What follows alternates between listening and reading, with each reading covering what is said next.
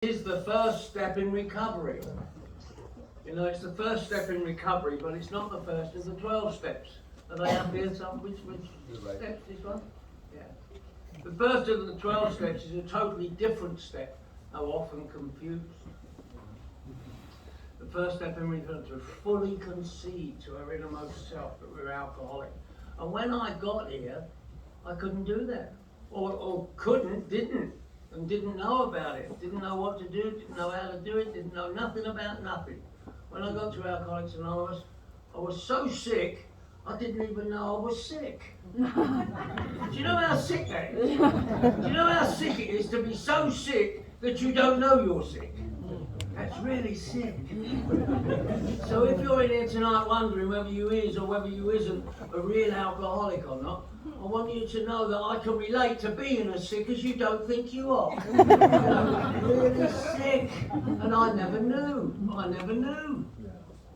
do today, I wrote a word, sick, S-I-C-K, spiritually ill can kill. And that's what I was. I was dying of a disease I didn't even know I had. Now, I don't want to give you the wrong impression. I don't want you to think that I'm an idiot. I'm not an idiot. I'm not just good looking. I'm smart. I don't mean to offend any idiots in the room.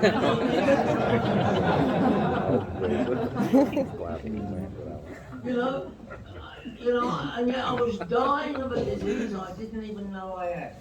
And I certainly didn't know anything about the beautiful book Alcoholics Anonymous or Alcoholics or anything. I'm a victim, actually. I was tricked into Alcoholics Anonymous. Some guitar players that I knew, they got me to come to meetings under the impression that I was doing them a favour by coming to meetings because they had no one to play with and they were bored and they wanted someone, so they said, well, go to the meetings with them and the older they had just make up the numbers and that. And I went, yeah, I don't mind, I didn't care. Didn't worry me one bit or another. I was running out of places to go anyway, so I was glad to go anywhere. And I went to meetings. I went to a lot of meetings, and I didn't know nothing about them. I didn't have any idea about what was going on. I was in a blackout most of the time. I'm a blackout drinker and user. Any other blackout drinkers here? And the rest of you lying mothers, I'm no blackout drinker. I didn't even know what a blackout was. I told a man a story one day and he said, yeah, he was in a blackout. I went, no, I wasn't. I didn't know what it was, but denied it anyway, just in case, because I deny anything, I don't know whether you do or not, but I do. I wrote a word, denial, D-E-N-I-A-L. Don't even notice I am lying. Anybody know what I'm talking about? Yeah. See, I don't know. I just deny everything. Always have. Never admit to nothing. But in the beautiful book it said we learned we had to fully concede. I thought, what does fully concede even mean? I didn't know what fully conceded meant. But I kept hearing people in meetings talking about admittance, acceptance and surrender. And I looked for it in the beautiful book, and I didn't see it. I couldn't see it in the first 164 pages. There was nothing in there about admitting, accepting, and surrendering. Admitted in the first step, admitted, but admittance, acceptance, and surrender wasn't in there. And I thought, well, why are they saying that then? So why I identify as a fully conceded alcoholic? Because I learned, and I've learned everything I know in Alcoholics Anonymous. I never brought anything good with me. I never came into Alcoholics Anonymous bragging about nothing. They told me when I approached Alcoholics Anonymous, they told me I was grey, shaky and smelly. I thought I was God's gift to the universe. Anyway, I didn't know nothing about that. And when I did learn, I had to do what was in the book, because what was in the book meant more to me than what wasn't in the book. And admittance, acceptance and surrender, which I kept hearing in meetings, but wasn't in the book. And I thought, fully conceded. Well, what's that all about? Because, I'm one of those guys, I can admit something today and deny it tomorrow. Anybody else? Yeah. I can accept something today and refute it tomorrow. I can surrender today, but give me an Uzi and a box of ammo and come and get some of this, big boy. So I can admit, accept and surrender, but that wasn't in the book, and that left the gap for me.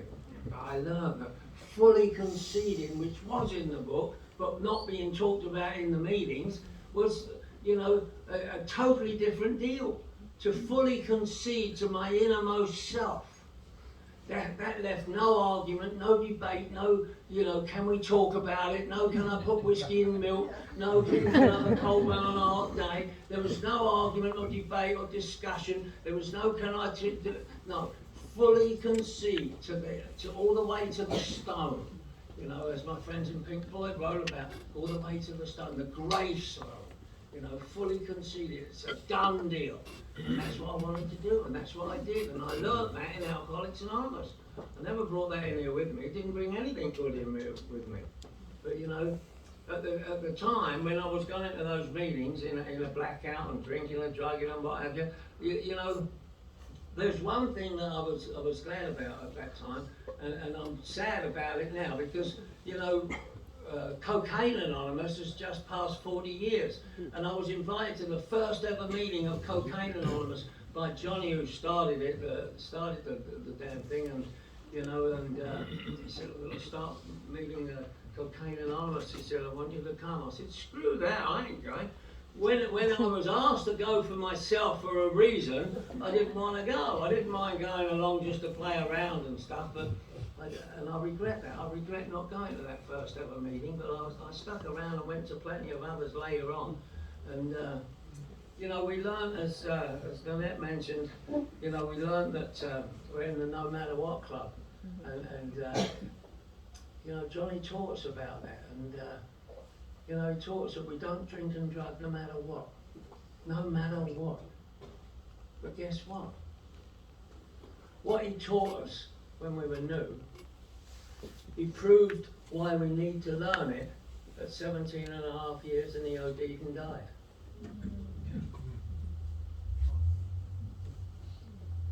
It hurts, it still hurts.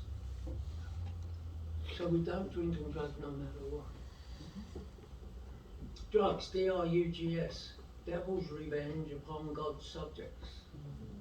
It's mentioned in the beautiful book, Alcoholics Anonymous.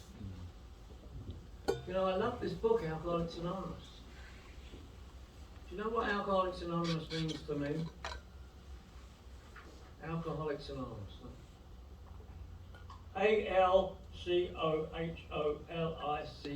Alcoholics. A-N-O-N-Y-M-O-U-S, Alcoholics Anonymous. This is what it means to me. A life centered on helping others lives in complete sobriety. Actions, not our names, yield maintenance of unity and service. That's good shit, isn't it? Something wasn't just good looking. But that's what it means. And when we got out of the car tonight to come into this meeting, Nanette reminded me, we're here to carry the message to the alcoholic who still suffers and who we hope to attract. Because this is what works. Alcoholics Anonymous works. And I don't surrender. I've surrendered all my life to the man, and every time I surrendered to the man, I became a prisoner. I didn't want to become a prisoner of this disease. So I did what the book said. Not what seemed close enough or seemed like the same thing and all those other little queries. I did what the book said. And it stood me in good stead. And pretty soon I'll be 40 years clean and sober. I love it. I love being an action alcoholic. An alcoholic in action, that's what I do. A-C-T-I-O-N. Any change to improve our nature. That's what the action that we take here in Alcoholics Anonymous is. I write words and sometimes I'm so sick I can only grab a single word, and I don't want to grab no silly little itty bitty shitty word. I want a good word. So I write right words. I wrote sober, S-O-B-E-R. Son of a bitch, everything's real. And it wasn't real when I was out there doing it, believe me, it was phony and up. And I wanted to be real, and I found that out. And since I've, all my life I've lived outside the law, and I've paid the price for that. But you know what? Since I've been clean and sober, I haven't been arrested, and I haven't been in jail, and I haven't done those, except on panels. I do lots and lots of panels, H&I panels, hospitals and institutions, you call it. I call it homies and inmates. We did a panel this week at the treatment centre. There's a lot of like new people, relapsers, people that have been relapsing. And we carried that Alcoholics Anonymous message for ourselves. We did it to them, but for us. And that's what we did, and that's what we do. I just started a meeting in Palm Desert, recovery after relapse, and the focus of the meeting is for folks that have had time and relapsed, and then made it back. Any folks like that here? Anybody got that experience? Yeah. And so we've got a great meeting that we're helping some folks who need the help in Alcoholics Anonymous, and that's what happens. That's what does for me. And when I got here, I knew nothing about nothing. I knew nothing about nothing. Today I do. And I'm having a little gratitude attack. I'm having a little gratitude attack right now. Who knows what I mean by gratitude attack? Anybody know what I mean by gratitude attack? You know, when you just come over all like that, just like when you're hugging your kid or something. I have gratitude attacks today.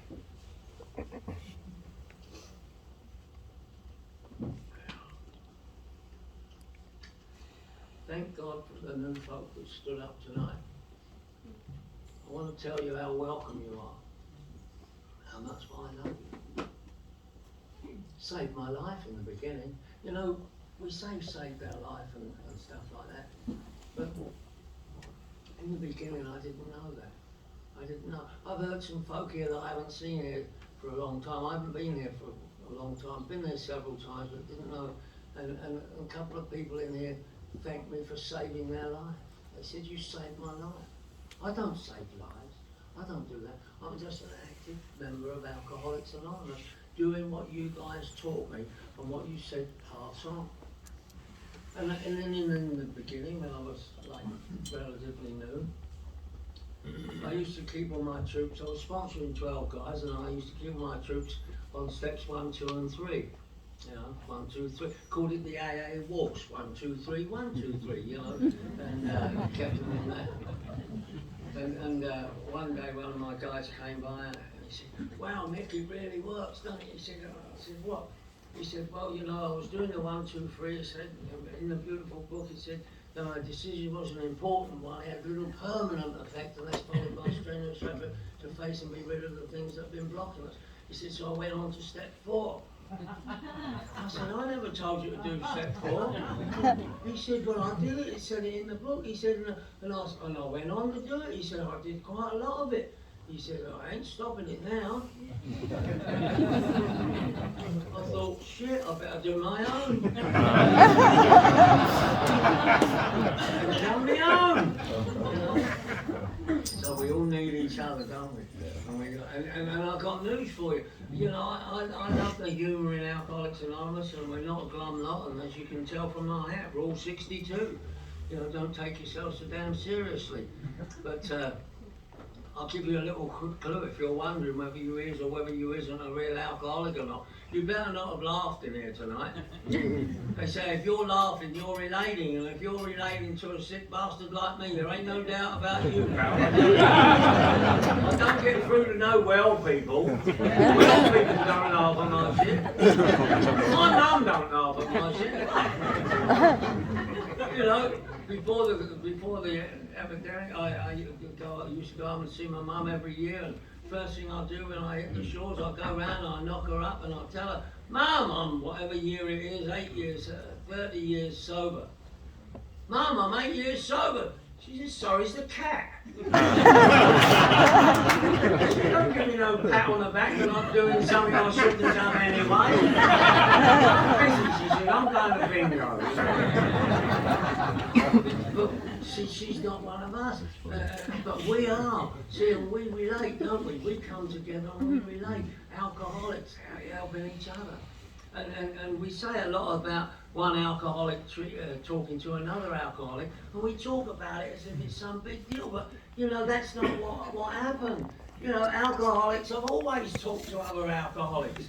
You can go down any skid row in any town, in any country in the world and see alcoholics talking to each other. Ain't no big deal about that. You know, alcoholics have always talked to each other. But when Bill and Bob put a few ideas together, and took them to Bill Dobson, the third man on the bed. It wasn't alcoholics talking to each other, it's what they were talking about. Bob got up and walked out of there eventually and never drank again. Because it was right here in this beautiful book, Alcoholics Anonymous. The big book we call it, B-I-G-B-O-O-K. Believing in God beats our own knowledge. Because what's in the beautiful book? The program. What? What's the program? P-R-O-G-R-A-M. People relying on God, relaying a message. Message. M-E-S-S-A-G-E. Me, steps, sponsoring God every day. Holy shit. Well, what is it? It's the 12 steps. What do you mean steps? S-T-E-P-S. Solution to every problem, sober. We got solutions to problems, but we can't stay sober with them. But we got the steps that we can, you know. And so it goes on. Well, what do I do about that? Well, you know, you come and join us and we learn to read the book, get a sponsor. Sponsor? What do you mean sponsor? Oh. S-P-O-N-S-O-R. Sober person offering newcomers suggestions on recovery. That's what a sponsor is. Any sponsors in here? Yeah, no shit. I say shit a lot, I don't mean to offend anybody. S-H-I-T, is how I think.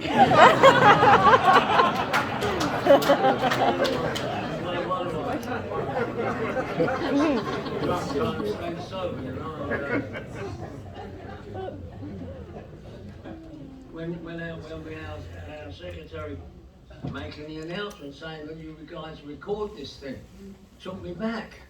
Because when we are actively involved in this thing and we take note and do it, you never know when you get a chance to carry the message and to help the next guy. You never know how to do that.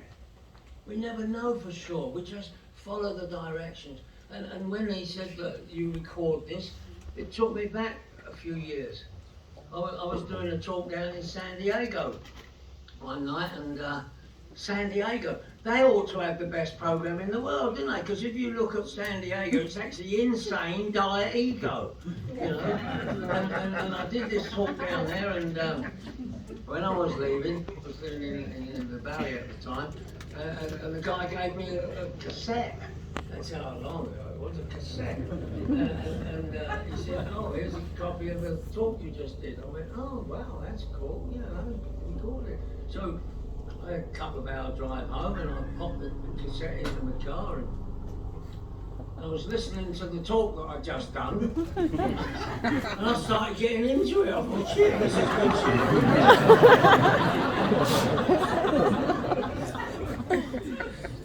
Anyway, I listened to myself. And, you know, Sunday morning I go to the beach meeting in Venice and one of my top guys, he sells trinkets and little rings and stuff that, you know, that he makes and sells and earns a living that way, and he's got a little table and as I was going there, he can't go to the meeting because he's too busy trying to work, so he don't get to the meeting. So I said, oh, by the way, I said, here, here's your little, he's got a little Walkman, there's a little Walkman that he listens to. I gave him the cassette that I just got from the San Diego meeting. He said, yeah, this is the talk I did last night. I said, you can listen to it. So he said, oh, good, thanks. So I give him the cassette. after the meeting, I come out and I said to him, I said, did you listen to the cassette? What do you think? He went, Nick, you'll never believe what happened. I said, what happened? He said, I was listening to it. He said, and I had a customer to serve, so I put my Walkman down on the side, and he said, I served my customer. When I turned back, somebody had ripped off my Walkman. He said, so I ain't got my Walkman, and it had the tape in it, had the cassette in it. He said, oh, all right. I said, well, I got a couple of spare Walkmans. I'll bring you another one next week. You know, so that's what I did. Following week, I bring him a Walkman. I said, you know, there's a Walkman. I haven't got the same cassette, but he'll get some others. He went, Nick, you'll never believe what happened. I said, what happened? He said, I was standing there and a guy came up and said, are you the guy who was here last week? I said, no, I told him, yeah. And he said, well, look, man, he said, I ripped off your Walkman. And I went to grab him and hook him, he said, but he went, no, hold on, mate. He said, I brought your Walkman back. Look, here's your Walkman. I went, good, he took it. He said, but, he said, there was a tape in there, he said, and some limey guy was talking about Alcoholics Anonymous, and I want to go to one of their meetings. He said, he's over there in the meeting now, he said. And as far as I know, that guy's still sober. Wow. Who knows? Who knows where we go with this? Who knows how to do the next move? We're just still trying to do the best we can, aren't we? You know, and that's what we do. That's what we do, and that's what we do, and that's what we prioritise. You know, I don't save lives. I couldn't save my own son. My 36-year-old son died of fentanyl. The next daughter, 29, fentanyl. We've got to be so careful. We've got to carry this message in all the directions that we can. You know, I didn't know where I come from in my hood. You can't walk around talking about powerlessness and gratitude and things like that. Where I come, you know, I mean, if I was walking around our hood talking about gratitude and powerless, they'd have changed me from Micky to Michelle, for crying out loud. We didn't do things. I mean, that wasn't where we came from. And yet, here it is, the very first step. We were powerless over alcohol, and my life had become unmanageable. And I never knew that. I never had a clue what even that meant. I never knew how to work that out, but you guys did, and you guys taught me. And I've learned everything I've had to learn. Every part of this thing, I've had to learn it from you guys who went before me. You know, I never worked it out for myself. You know, and what did powerless over alcohol mean? I didn't know. I didn't know how to think about that. Powerless. Where I came from, you know, you had to prove how powerful you were, and the bigger and badder you were, the more esteem you were held in. So we didn't talk about powerlessness, but you guys did, and I wanted to know, and you guys taught me, and powerless over alcohol. We admitted we were powerless over alcohol. We admitted we were powerless, that my life had become unmanageable. Not that I am powerless and it is unmanageable, because I say things that not everybody says. There's not one person in this room powerless over alcohol. Not one person. I know everybody walks around claiming they're powerless, but I don't know why. I don't teach my troops that, you know. People do. Old Red down there in the valley, he's 38 years sober. He gets asked to speak every day. He goes to a meeting every day, every lunchtime. And he comes out with his little gems, and he's a nice guy. I'm very fond of him. But you know, he talks about being powerless, and he always ends up his little talk by saying, "And I'm as powerless today as the day I walked in 38 years ago." I said, "Why did you say that, Red?" He said, "Because it's true. Powerless over alcohol." I said, "You're 38 years sober, Red." He said, "That's right, powerless over alcohol." I said, "Oh, okay, what do you do about it, Red?" He said, I pray to God of my understanding." I said, "Make your mind up, Red." He said, "What do you mean?" I said, "If you're powerless, you ain't got a God to pray to, but if you got a God to pray to, you ain't powerless. You can't have it both ways." He said, "Fuck off, I don't want to talk to you." You know, I mean, power. less. In the beautiful book it says there's one who has all power, that one is God, may you find him now. I went, wow. If there's one who has all power and that one is God, may you find him now. If I've got to find him, it means I ain't got him. And if he's the source and he's the power over everything, and he either is or he isn't, if he's the source and he's the power over everything, and I'm powerless over alcohol, it must mean where alcohol is concerned, I'm godless. And wow, okay, how come I'm godless? I didn't know, but you guys did, and you guys taught me. You guys taught me about hitting bottom. And that's what happened to me on January the 15th, 1983. You know, I'd been going to these meetings for 3 or 4 months prior to that, but on January the 15th, 1983, I went to the meeting under my own volition. There's a story attached to that, but, you know, that's a story for another time, I guess. But, you know, I didn't know nothing about nothing. And I didn't know what hitting bottom was or anything like that. And I heard in meetings people talking about everybody's bottom's different. Everybody's bottom's different? How can that be? You know, there's no unity in being different, so how could that be different? Hitting bottom ain't different for us all. Everybody in this room's bottom is the same. But we don't talk about it, and it doesn't get mentioned, because think about it. Hitting bottom. It's the same for all of us, not different. HITBOTTOM. Hurting inside, totally burnt out, turns you out. You're going to get good in a minute. HITBOTTOM. Hurting inside, totally burnt out, turn to our master. I didn't know this disease had got me to turn away from the master. You know, I was raised in a religion, so I knew all about God, Jesus, Buddha, Allah, Muhammad, and any other noun you want to make it.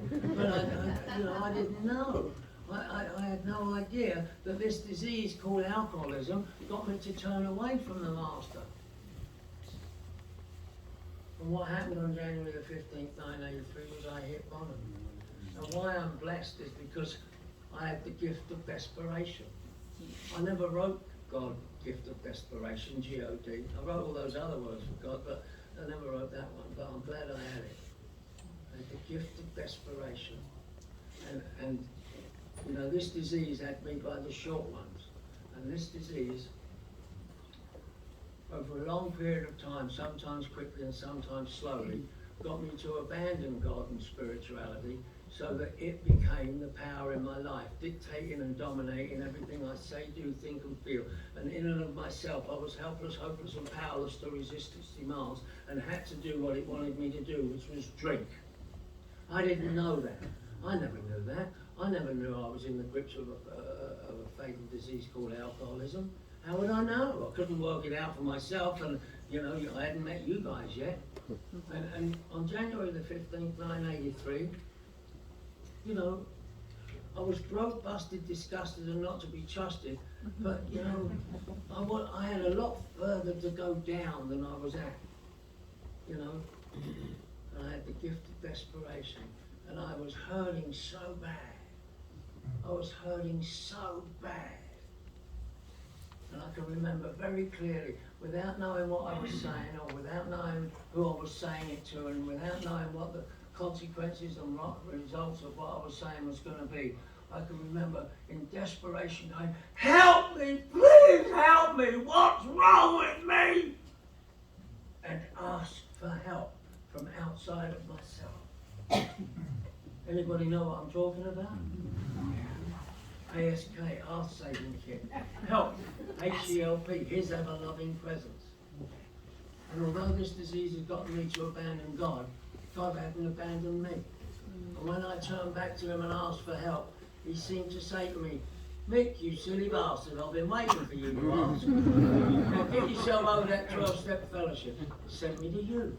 I asked for help, he sent me to you. Because here was the power he provided for an alcoholic of your kind, my kind, our kind, beautiful book says, to not have to drink today. All I've got to do is follow a few rules. I asked for help, he sent me to you. And a lot of people seem to get carried away with the God stuff. You know, and a lot of people, and I've come across a lot of people you know, I've even drank again because of the God stuff. I nearly did as well. The God stuff nearly ran me out of Alcoholics Anonymous. Well, I'm blessed and grateful that, you know, I had some Native American brothers sitting by the door as I was bolting out the door. I didn't know where to go, but I was running away. And they said, Mick, come and sit with us. We've got a different way of saying some of this stuff. And I went, yeah, I had nowhere else to go anyway. And I sat with them and they talked about the Great Spirit, Father Sky, Mother Earth, brothers and sisters, family, Family, Father and Mother, I love you. And that was a lot more warm and fuzzy than, on your knees, sinner! Which I've been brought up with. I sat there and I started learning and I grasped what was going on.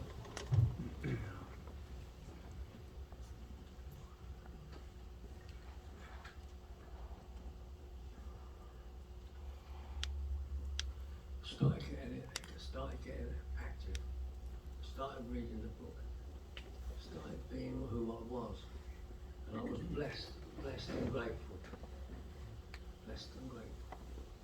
gratitude. You know, those guys that I was working with,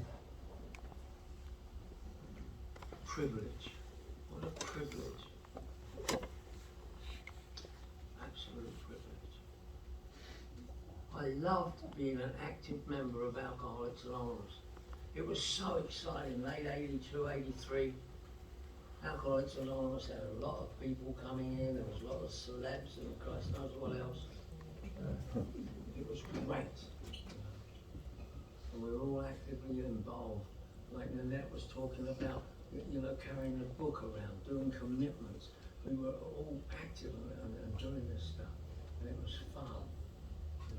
A lot of good times as well. Things have changed a little bit, but you know, it's still just as good in a different way, maybe.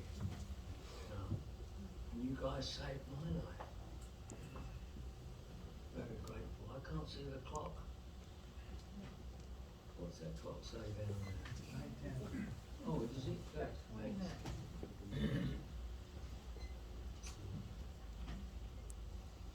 I was powerless over alcohol. And insane. I've been incarcerated in many insane asylums.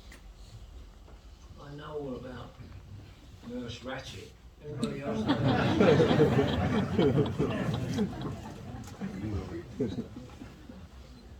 been locked away in places.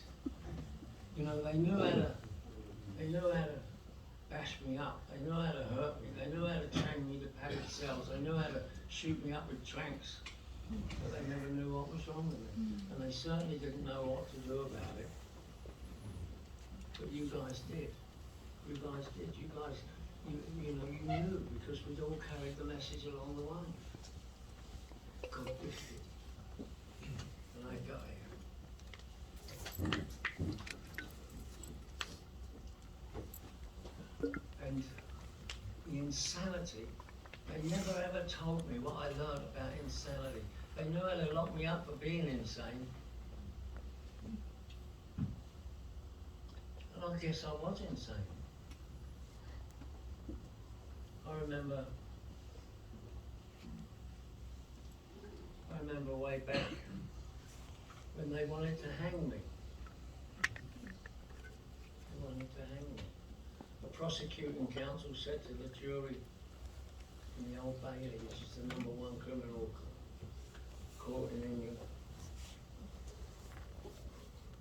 on behalf of our Sovereign Lady the Queen, the people of the British Isles, the members of the British Empire, and for the Commonwealth of Nations, we demand the ultimate penalty on that man. We demand that he be sentenced to hang from the neck until death. They haven't had the no hanging bill at that moment. And I can remember looking at that guy and thinking, you rotten bastard. That's a lot of people. For the Commonwealth of Nations.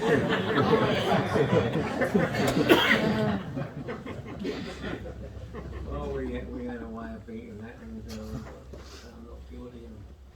But the insanity. The insanity, they didn't teach me the insanity of what we do here. Repeating the same behaviour and expecting a different result. Drinking. If that's insane, if drinking is insanity, not drinking is being restored to sanity. And that's what happened here. And that's what happened with you guys. You know, in and of myself, I was helpless, hopeless and powerless to resist its demands and had to do what it wanted me to do, which was drink. But I got directed in the second step, came to believe that a power greater than myself could restore me to sanity. Restoring me to sanity meant not drink. And here it was, here, right here, in meetings like this all over the world. And I've been on 7 of the 8 continents. I consider the North and the South Pole continents. I've been to the North Pole, started meetings in Iceland, etc. I've been at the South Pole. I was invited to the South Pole, but I couldn't make it. I've been all over the world, meetings like this, you know, where alcoholics come together to do together what they couldn't do alone. Here it was, me plus you was a power greater than me on my own. You plus us was a power greater than you on your own. Together we could do what I couldn't do alone. You couldn't stay sober, I couldn't stay sober, but together we can stay sober. Here was a power greater than myself. We ain't even mentioned God yet. God, Jesus, Buddha, Allah, Muhammad, higher powers not even mentioned in the first 2 steps. But a power greater than myself is right here, right now, in this very room. And we must have a power in this room, mustn't we? We must have a power in this room that we can take out there to apply to our lives so that we don't have to drink. Having a fatal disease called alcoholism. And yet all these people, we're going to go out there. If we haven't got a power in this room that we can take out there to enable us to not drink, then when we leave this meeting, we'll have to go and get drunk. So why do we walk around claiming we're powerless? Ain't nobody in here in this room powerless. Now drift away from us, go back to self, stop coming here, stop being a small part of a great whole, and you'll find out how bloody powerless you are on your own. But not when you're with us, not when we're all together. Not when I can turn around and then go on to step 3 and say, I'm going to turn my will, make a decision to turn my will and my life over to the care of God, as I've understood God. And I understood God was, you know, group of drunks, you know, get out devil, go on dreaming, good old dude. I call my God Gus, G-U-S, the guy upstairs, you know, and he takes care of us. We pray, we ask his direction of God, and I'm not always good at what I do. I make mistakes, you know, but I ask God for his help, and he gives it to me as well. You know? So I'm going to make a decision to turn my will and my life. I didn't know what my will and my life was. What is my will and my life? For Christ's sake, my will was my thinking, my life was my actions. But I had to have more than just my will and my life, my thinking, my actions, because I couldn't stay sober dragging around guilt, shame and remorse from yesterday, and I couldn't stay sober with fear, worry and excitement about tomorrow. So it had to include everything I have done, am doing and will do, so that I don't have to repeat that to stay sober today. So I'm going to turn my will and my life over to the care of God, because that's what the step says. The step says, made a decision to turn my will and my life over to the care of God. The book doesn't. The book says, you know, right after ABC, it says, turn our will and our life over to God. It don't say to the care of God. There's a total difference between the care of God and turning my will and life over to God. I did that. I turned my will and my life over to God. God seemed to say, hey, I gave it to you. What the hell are you giving it back to me for? I went, oh, I thought that was what it was. But it wasn't. No, it was through his care. And you guys taught me that too. And that in its basic form was steps 1, 2 and 3. You know, I couldn't do it, he could do it, so I let him. And you know, that's where it comes from. And that's what I do. And that's what I keep doing. And that's what I'm going to keep on doing. You know, I ain't going to go away from you. I ain't going anywhere else. I'm staying right here, where I belong, where I've bloomed, where I've blossomed. You know, where I long to be.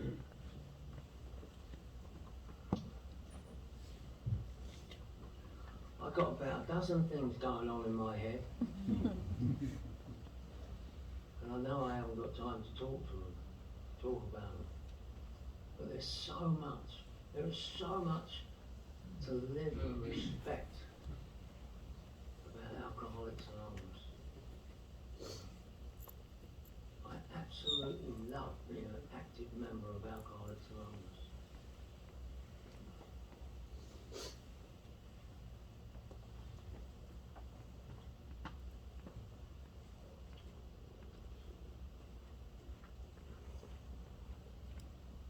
My name's Micky Bush. Micky Bush.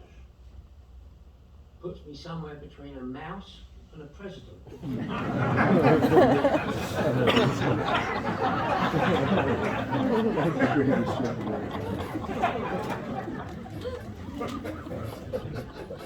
It ain't easy being me.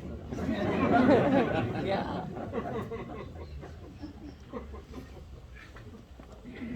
Namaste.